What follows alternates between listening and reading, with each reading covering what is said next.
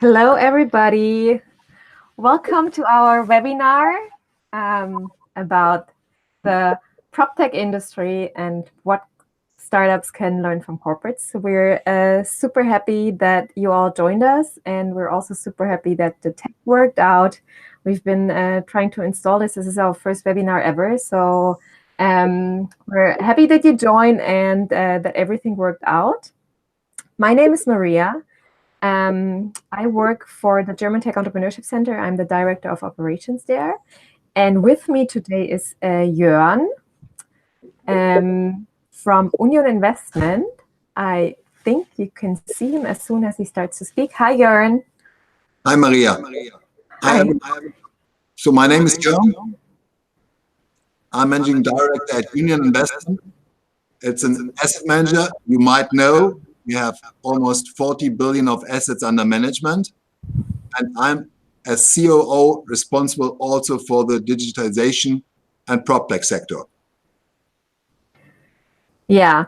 And to give you a little bit of a background why we are doing this and why we wanted to share some of the knowledge that we gained during the last years, maybe a few sentences what we do at the German Tech Entrepreneurship Center. And the German Tech Entrepreneurship Center is an ecosystem that tries to connect corporates with startups and academia. So we help corporates to act and think and learn from startups. And also we try to help startups to learn and share resources with corporates.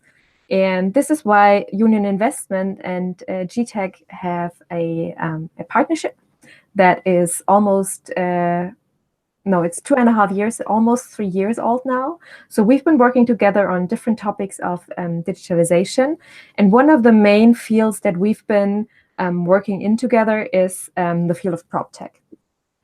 Why did we choose PropTech? Of course, because Union Investment is very, very active in that scene, and they have a lot of knowledge in that respective area, but also because we see that the field of PropTech is one of the most growing fields when it comes to all the startups and all the tech scene in Germany and Europe.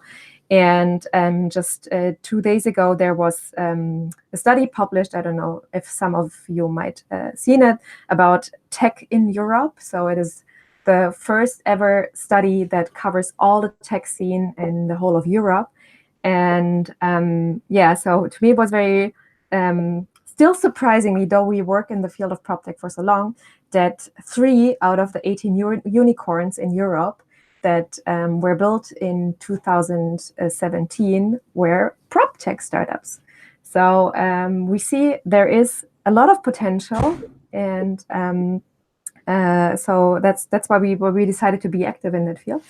And another thing that we've been doing for the last 2 years, and we will be doing it again in the next year, is that together with the Union Investment, we do the PropTech Innovation Award, which is an award where PropTech startups can apply. They get a prize money, obviously, because it's an award. But most important is that we try to connect the startup scene with the corporate world, with the Union Investment world. And I'm sure that we will talk a little bit about what has been come out of that a little bit later, Jörn, right? Sure. Maybe one comment first. We are not dealing with unicorns only, and we are not dealing with the winners only, but we really offer even feedback to those who have not made it to the final 10. Oh, I'm very happy that about this remark, because I've just traveled to San Francisco a few weeks ago, and the one thing that I learned is that ponycorns are much better than unicorns because they are more stable. Yeah, sounds good. Great. So what we want to do with you today is that we also want to share some numbers with you, because we also conducted a study. You will be the first ones to get insights into this PropTech study, where we talked to more than 100 PropTech startups, so that we can see a little bit about not only what our feeling is, what we learned, but also where we really have a scientific proof for what is happening in the PropTech scene in worldwide, globally. And there is, I just want to add that before we go into the study, there is on the right side of your screen, you find this chat field. So whenever you feel that there is, you want to make a comment, you want to make a remark, or you want to ask Jörn and me a question, just type that in this chat field on the right side of your screen, and then we can answer that immediately. We will also have a few minutes time after at the end of the webinar, so you can ask the questions also then. Good. So far, I don't see any questions. So let's start to go into the study. I will share my screen now with you.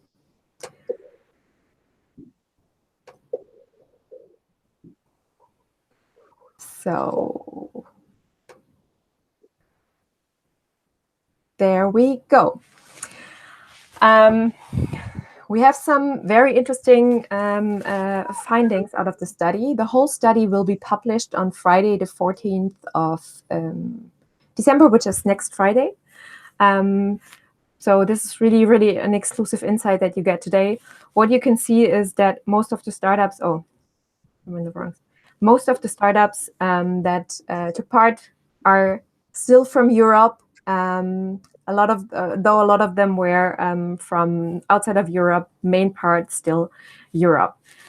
This is the fields where they are active in, and very interesting to me, most of them consider themselves still in the pre-seed phase.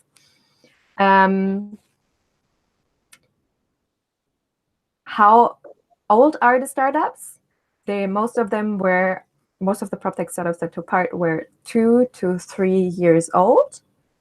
And getting interesting here, a lot of them are working with established players in the real estate industry, but only a third of them, or not only, but a third of them did get an investment by a real estate player.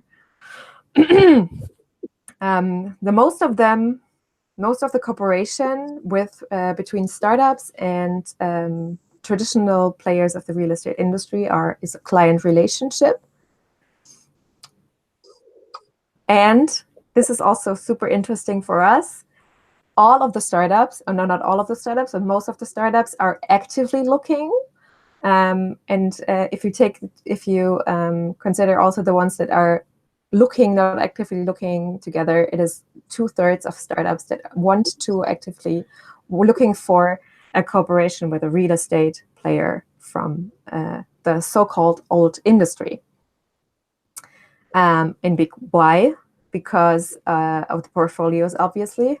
And that's also something that we at GTech see often, and that's something that we really want to foster more, is that we see that in big corporations, and we also see that in the PropTech industry and in the real estate industry, that there is so much knowledge in the traditional corporations that should be shared and that can be shared. That's something that we will talk about later with the startups. So maybe, Maria, there's one point missing. I was surprised because I think the most valuable one is the network and the access to the real estate market, because the real estate market lived over 1,000 years of kind of intransparency and network. And so to get access into the market, it's of course very easy then to team up with an established player to enter the market at all. That's interesting that you say that. And would you be willing to give that access to startups? Of course, but what else we have to offer. Okay, so let's talk about them when we get into the discussion. Just briefly going through the study that will be published next Friday.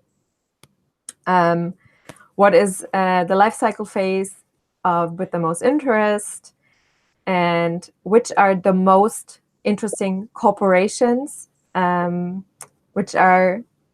that's actually for me not so surprisingly pilot projects, because what we always try to teach startups is to talk to real customers as soon as possible, even if you only have not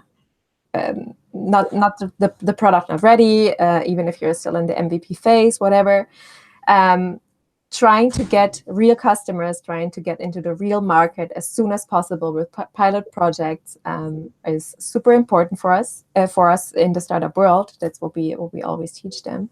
So getting partners, real estate, traditional partners, to conduct pilot projects seems to be one of the most important things to them. Yeah, to add on this, maybe Maria, the one thing is, of course, that you then can identify where are the real needs, where are the pain points, where you can really help the established industry. And the second one is, of course, learn by doing. Does it work out technology or anything else? And the point is that you will get feedback very, very quickly, and that's most helpful for you.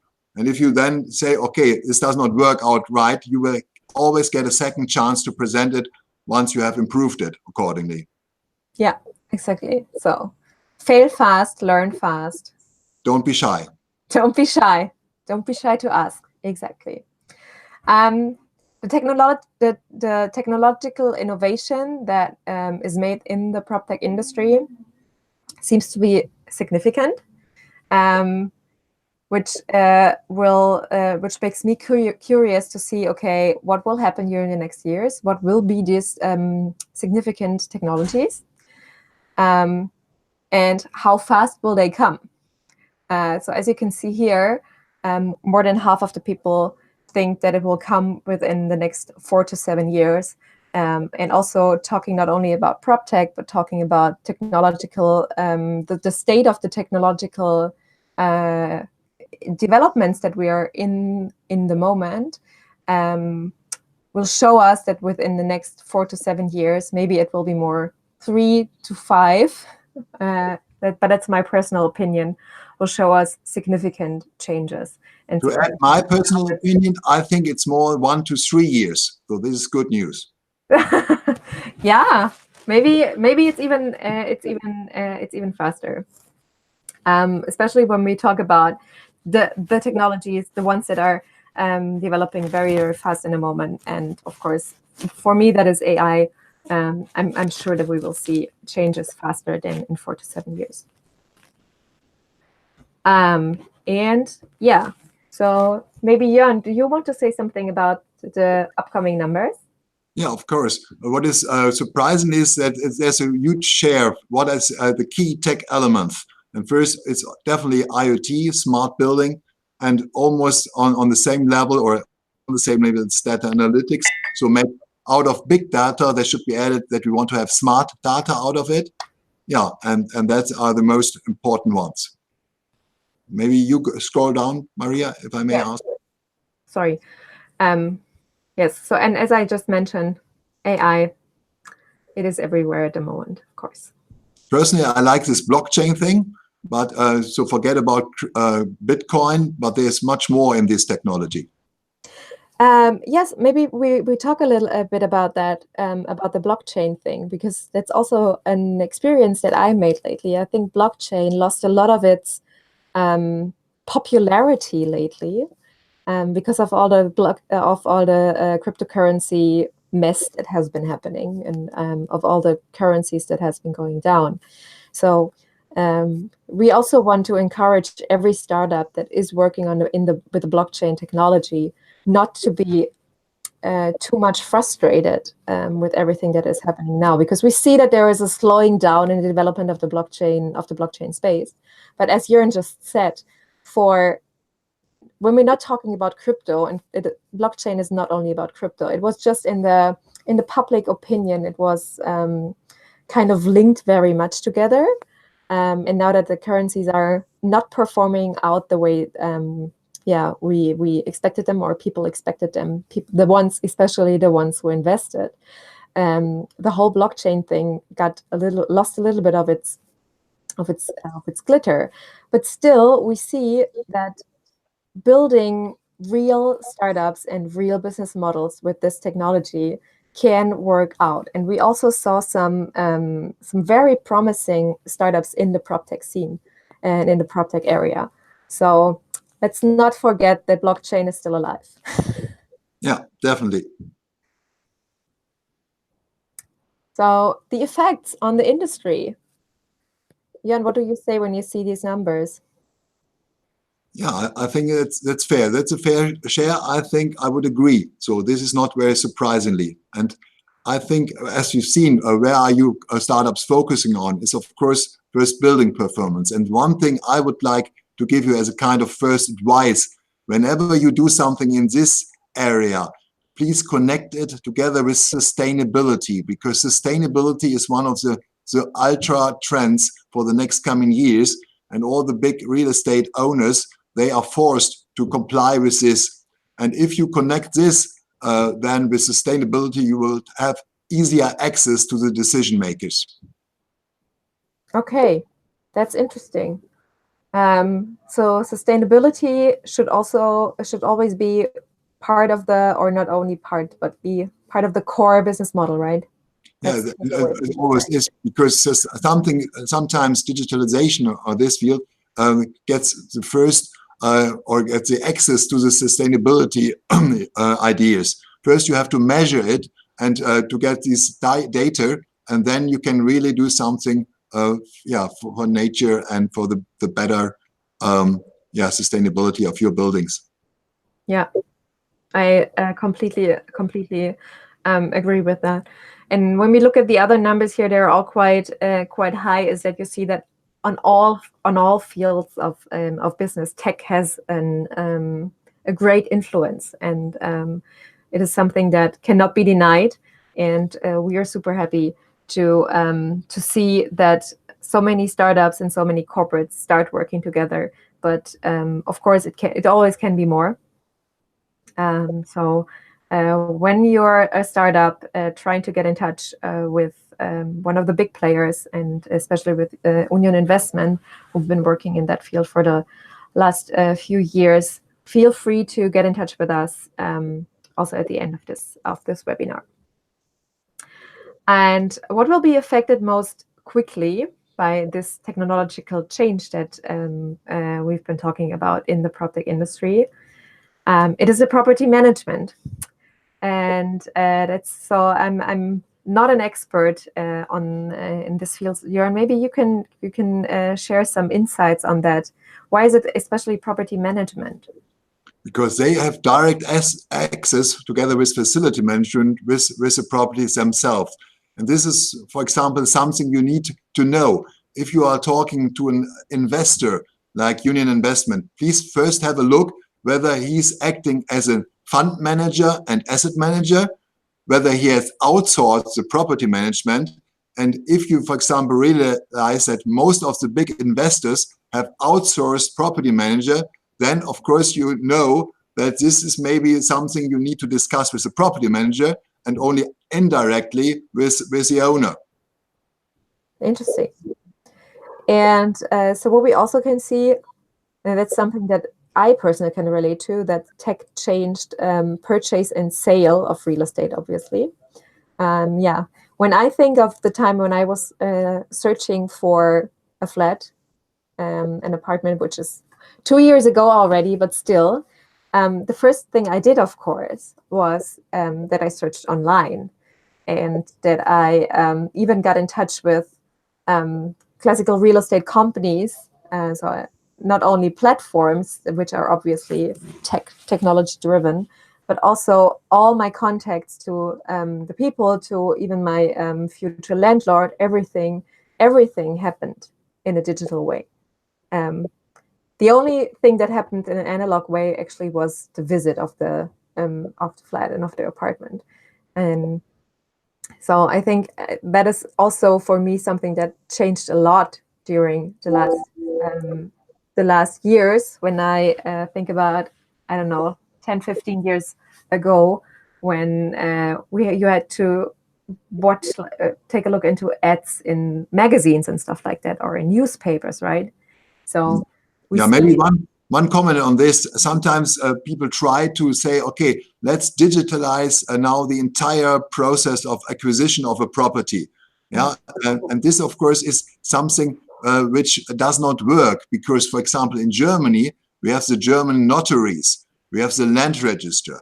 And if, of course, you can put these two things into blockchain, but this is a true vision. Maybe this will happen in Germany within the next 50 years because there's a huge lobby of notaries. But however, can you touch the process anyway? Of course, you have to focus on some parts of the entire process. And of course, if you offer solutions, why to make this entire process easier with respect to due diligence or first getting into contacts with the seller and the purchaser, then of course this can offer a solution already to us. So we do not ask you, do we have a solution for the entirety of the process? No, we are happy if you offer something for certain elements. Yeah, that's a good advice. Go step by step, but don't forget about your vision. Have the vision always in mind. Well, yeah. And when it comes to cooperations between startups and traditional players, there are some things that the startups that in the study were missing, Björn. Can you kind of relate to what we see here on this slide? Definitely. So the first thing is not a surprise to me, slow and strenuous. So the first thing is, of course, that is the reason why we are talking to you. Because if you are a small organization, then of course you can act quicker. The second thing is, of course, please have some patience with us. This is definitely something because we are bound by regulation, for example. We, as a corporate, have some a legal department, we have IT security, all these elements you don't have. And of course, if you talk to someone from us, when he said he's ready to do it, he needs to ensure that he can enroll it to your entire organization. And to come back to this example of a prototype, it's of course very easy to agree on a prototype. And for example, if you have any solution and you are asking us, can we try it in a shopping center in Italy because this should work there? Can we do it in logistic in the Netherlands? We, and with our portfolio, can offer you the opportunity for a prototype very easily. However, then if you want, then say, okay, it worked out. Now let's roll out this over the entire portfolio. Then we need to involve our fund managers, our asset managers, or other parts. And this is then sometimes a pain for the startup. But in order to get there, you need to accept that there are certain processes in place. And I think you cannot try to disrupt an industry and to disrupt the entire decision-making process as well. So please have some patience, management of expectations. We want to be quicker, but we can't sometimes. And this goes with lack of flexibility, the third point as well. And yeah, that's the most important thing. Yeah. And I also want to remind all the startups out there that all these processes that sometimes make it hard for you to work with the corporations because it takes so long and decisions are not made as easily as in the startup world. All those processes made those guys so big. There is a reason why these processes are in place. They didn't come out overnight. I've been working for corporate for many years, so I know it from the inside. And it is not everything about these processes is bad. Of course, it takes some time. Sometimes it takes a little bit longer, but there is at least a process. So once you are in a process, once you are in it, it is like kind of very clear what will happen next and whom you have to talk to. And these guys inside of the corporation, they know exactly what they are doing. So have some trust. And yeah, you can push them, but don't push them too hard, and be patient. Good. And what about, I have one question about finding the right contact person. Do you have any advice on that, Jörn? How do I find the right contact person, for example, when I'm a PropTech startup and I want to work with Union Investment, or I want to talk first to Union Investment to find out if there might be the chance to do a pilot project together. Whom do I talk to? My advice is that you first of all talk to this digitalization guys, which are you find very easy. Who is the head of digital transformation or whatever? The reason is that he can give you a first feedback whether the idea as such is something new, it's something which might work, and then he can identify, for example, those asset managers or fund managers or investment managers within the organization who are in general open to this. You need to keep in mind that the real estate industry at the moment is very, very successful. We are quite late in the cycle and we earned a lot of money over the last 10 years. To give you an example, the vacancy rate in our entire portfolio is less than 2%. So we almost have 100% letting. If you come with an idea that says, okay, you did everything wrong over the last 10 years, and I have an idea why you can let out your portfolio very easily and better. Then, of course, the first impression of the asset manager is, come on, what have we done wrong? We have almost 100%. You cannot have a letting rate of 105% because you only have 100%. But however, we at Union Investment, we know that maybe in some sectors we are late in the cycle and that the tenants and our customers might not queue anymore in the next coming years. So you need someone who can anticipate that times get more difficult and who want to prepare accordingly. And this is the one you have to talk to. You said, okay, now we have 100%, but we offer you ideas how you keep it with 100%. Super. And can we get a little bit more practical on that? Do I, if I contact you on LinkedIn, is that a good way to contact you, or how? If I found out that you are the right contact person. Honestly, for us, it's not that you have to send us a letter, of course, but in an email is easier because then you can easily share it within our systems. You know that we have separate things, and then with playing around with copy and copy paste, I think this is our favorite way to deal with it, because the one needs to include some people, and it's still the easiest and most common thing due again to regularization that you have to use email. Cool. Thank you for that advice. Let's talk a little bit about why corporations might fail. We discussed already one point. Let's assume you have a wonderful idea and this does not work due to IT security. Then you can deal with it, but we can't. Yeah. Second thing is management of expectations, of course, as we just discussed. And one more reason is that sometimes the startups come to us and are very, very open. And maybe they already announced that they want to disrupt our business. Now take this seriously. Someone is entering your door and said, I want to kill you. Please, let's talk about it. This is not the easiest introduction, honestly. If you say, let's team up, we have a solution for you. Yeah, this is far more easy to get into the system as you say, okay, now it's you or me, and it's a shootout. And of course, then sometimes it's Goliath who is going to win and not David. Absolutely, absolutely.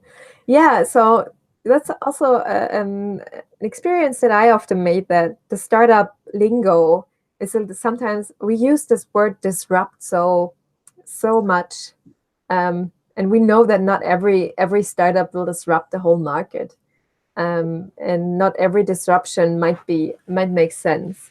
So yeah, maybe next time when you talk to one of the corporates, think about the words that you use. And yeah, partnering up is always better than destroying somebody. And maybe we can. No, you can work in secrecy, of course, yeah, because we all know that we have an owner on one side who is always necessary. You have maybe a facility manager, someone who is dealing with the property itself, with water and shit and all this. This is necessary. But then you have all the middlemen, the fund manager, the asset manager, the property manager. And one of the goals of the startup is, of course, taking out the middleman. But believe me, in a crisis, there's a lot of value that all the fund managers and asset managers can add. This has proven in the last decades. Whenever it's getting difficult, then you need smart, experienced advice. At the moment, many startups only deal with us as kind of costs. And of course, it's easy to cut the entire line and establish a line between the owner and the facility manager directly. But there is a reason that you can use the experience maybe to reposition a building, to deal with vacancy. There are concepts, proven concepts. And if you combine these old-fashioned experience with new ideas, that's the key. Yeah, that makes sense. Interesting.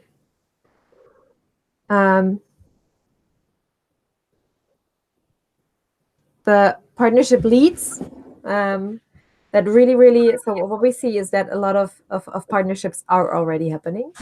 And maybe, Jan, you can also talk a little bit about the partnerships with one or two PropTechs that you already have in place. What is your experience, and why did you decide to work with one and not decide to work with another that maybe also knocked at your door? Yeah, maybe first of all, we really want to know, is this something which helps us? So if there is a product you can offer, then of course we may ask ourselves, and don't be shy or get fear, if we consider whether we would really team up with you on a more investment and strategic side. For example, to give you an example, we have a very strong band with Architrave. You can go on the internet and look what they are doing with for their business with data room management. And the reason why we invested 13% into Architrave, so not 30, but 13, is that we believe that they have a very strong team, that they have a very strong technology, that it makes perfect strategic sense to invest in it, because we are talking about standards in this respect to be successful, but we do not want to dominate them. So if we would have bought 51%, then of course the entire market said, okay, this is in union style and we are going to make the decisions ourselves. No, we want to keep you interested, focused. You are the decision makers. We may give you some advice if needed. We offer you a network. We offer you the real experience to try and error on your specific product. But we will never ever dominate you. Otherwise, you lose your track, you lose your speed, everything, which was the reason why we decided to enter into a joint venture. And this is important. And then, of course, we are very happy if others of our competitors would join us. And believe me, sometimes we have competitors, but sometimes we are really friends with them. And so we have a very good relationship. The real estate industry is very good connected. Mm-hmm. So that wouldn't be, if one startup already partnered up, for example, with one of your competitors, that doesn't mean for you that they shouldn't be talking to you. On the contrary, because obviously they have convinced one of our competitors, and one of our competitors had decided, wow, this is a team that makes sense. So we would be, of course, absolutely open to talk about it. And don't be afraid. If you talk to us, we are not looking for investments only. So it's not a precondition that we can buy parts of your business. This is only one way for you, but it's definitely not a condition precedent. What are other ways, except of investments, that you have already worked together with startups? Yeah, the first thing is this prototype, that we really agree what would be the prototype, what are the different levels, how far advanced is your product. And then, of course, we can offer you, even without any legal bounds, a cooperation. Simply talking about it, meeting again, touch base, talking about progress. Yeah, that's where it is. It's from investment into it as a partnership, from first contact, or simply discussing what's going on in the market. Yeah? What are the main ideas? This is something we do very easily. So that also means that you don't focus on a startup in a special stage. So idea stage, MVP, and also later stage? First, you're very open to that? Let me give you an example. Of course, we need to justify if, for example, we fail. So this failing culture is still something we need to develop. And if we do a thing and this is absolutely something which has not worked out, then for us as a digitalization team, that's very easy to digest. However, we need then to explain why we worked with someone who simply hasn't worked without success. So I think that at some stage, some business, some development is quite okay. But again, we are not the ones who are asking you for this 100%. So I would say in the next year, we are more open to enter those things in a more early stage. Mm-hmm.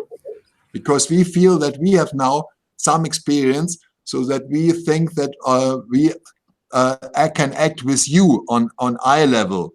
So, and I mean it.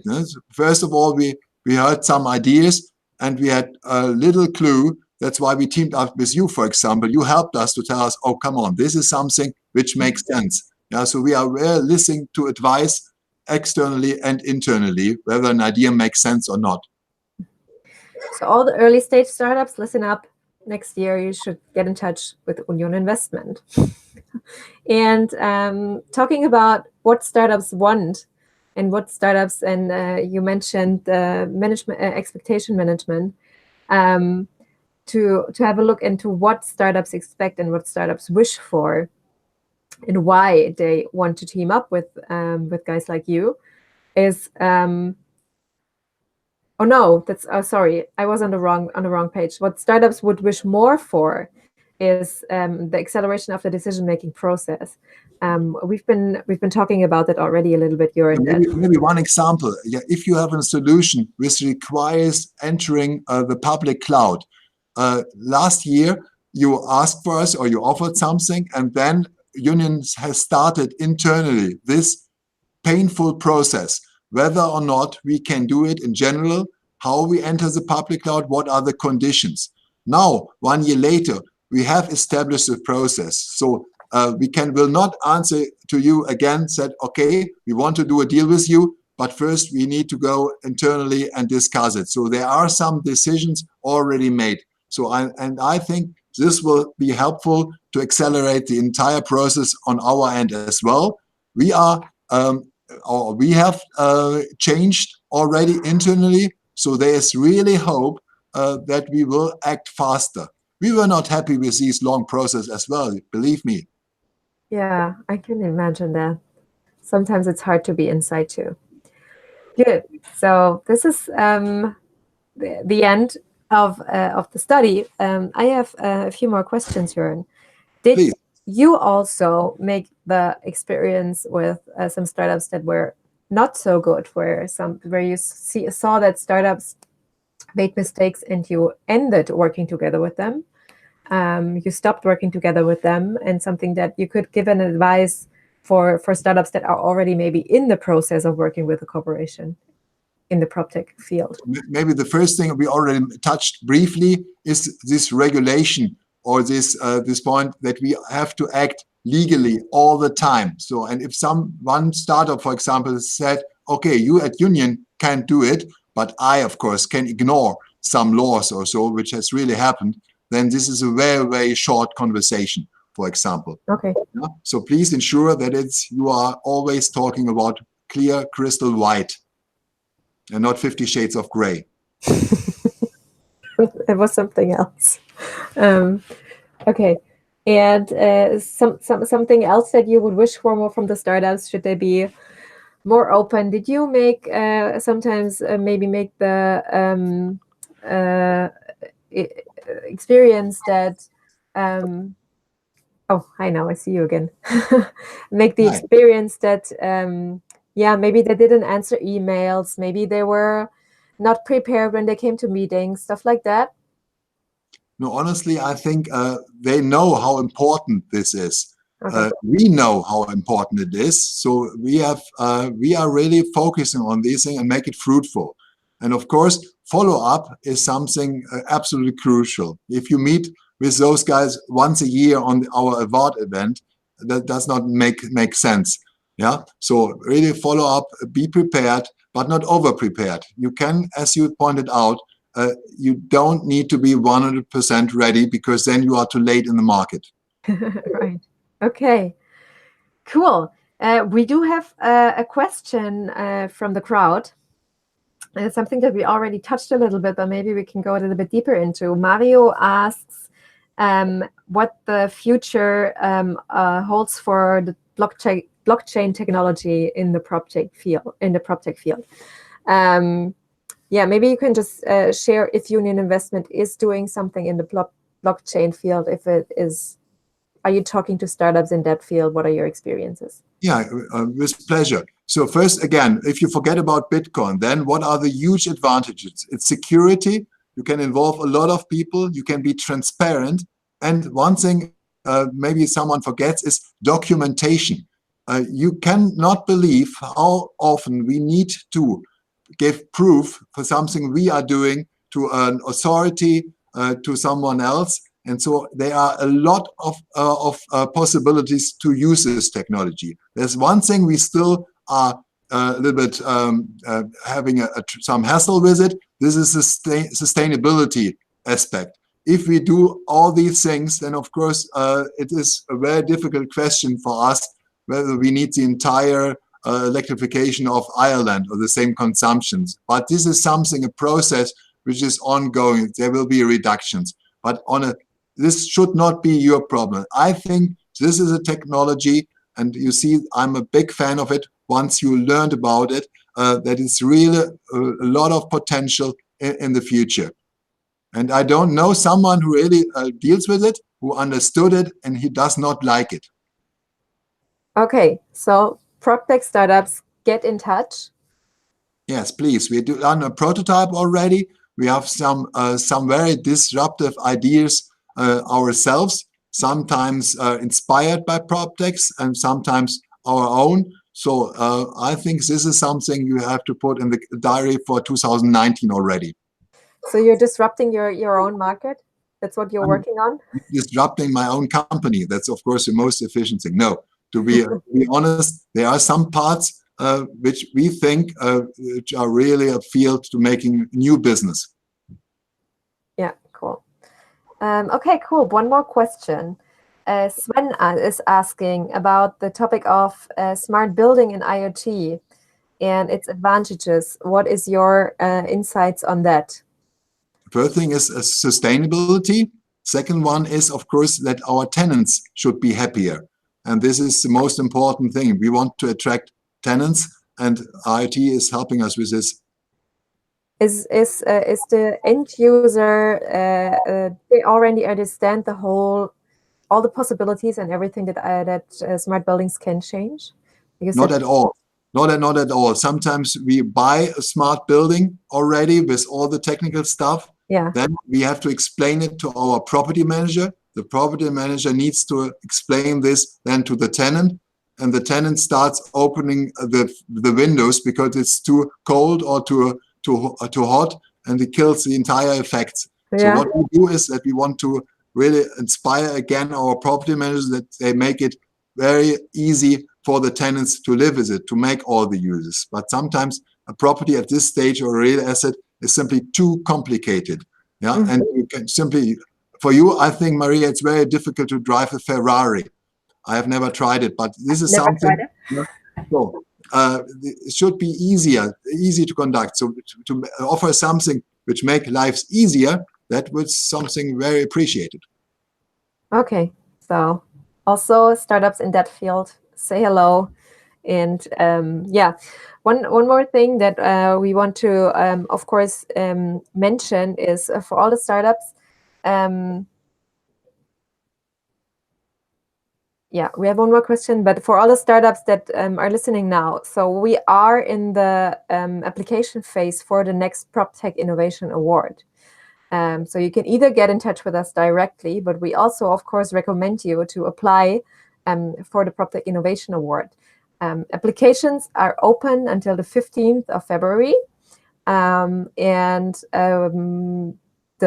PropTech Innovation Awards ceremony will be on the 16th of May.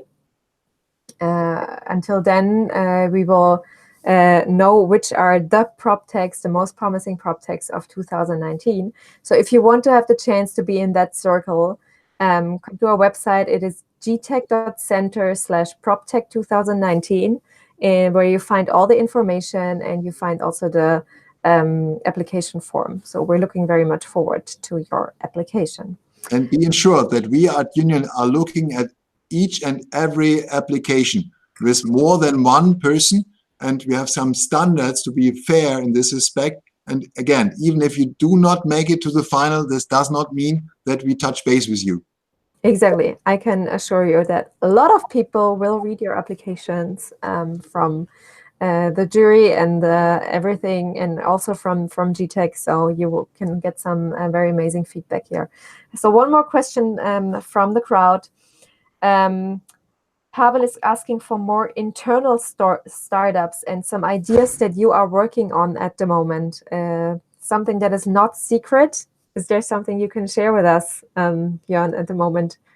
So one of our issues is that we need to focus, of course, internally, but we cannot ignore, on the other hand, the technology. So smart data, of course, is something very interesting for us. Anything which relieves us from the pain. So even robotics to make these things easier for our workforce. Definitely something like virtual reality might be very, very, very helpful. Yeah, if we stop jumping on planes, but we have a system that we can look at a property in Mexico with our entire team without putting all those guys on a plane, so we can save some fuel, again, sustainability. And there are some elements. So we are really looking at almost all technologies. We do not need to be the first mover in all the fields. Sometimes we are only follower, but we will definitely tell you whether in what kind of mood and what kind of state we are. And if we tell you in January that we are only a follower, this may change in July already, and we try to rock the business. Yes. And one more question we have here is, can you apply if you're still in seed stage? And where is the ceremony held because of the travel? Bert asks that.